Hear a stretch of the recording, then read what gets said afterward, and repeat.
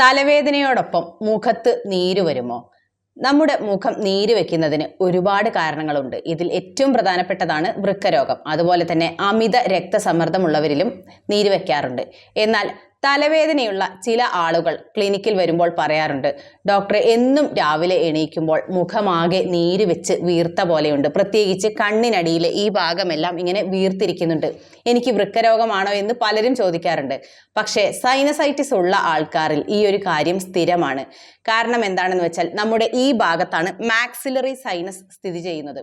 അപ്പൊ അതുകൊണ്ട് തന്നെ ഈ ഒരു മാക്സിലറി സൈനസസിൽ കഫം നിറഞ്ഞു കഴിഞ്ഞാൽ ഈ ഭാഗങ്ങളിലെല്ലാം ഇങ്ങനെ നീര് വെച്ച് വരാം. അത് മാത്രമല്ല, പ്രത്യേകിച്ച് രാവിലെ എണീക്കുമ്പോഴായിരിക്കും ഇത് കൂടുതലായിട്ട് കാണുന്നത്. നീര് വെക്കുക മാത്രമല്ല, മുഖത്തിനൊരു ഭാരം തോന്നുകയും ചെയ്യും. അപ്പോൾ അത് സൈനസൈറ്റിസ് ഉള്ള ആൾക്കാരിൽ ഇങ്ങനെ മുഖം നീര് വെക്കുന്നത് സാധാരണമാണ്, പേടിക്കേണ്ടതില്ല. സൈനസൈറ്റിസിനുള്ള ട്രീറ്റ്മെന്റ് എടുക്കുമ്പോൾ ഈ ഒരു പ്രശ്നം പൂർണ്ണമായിട്ട് മാറുകയും ചെയ്യും.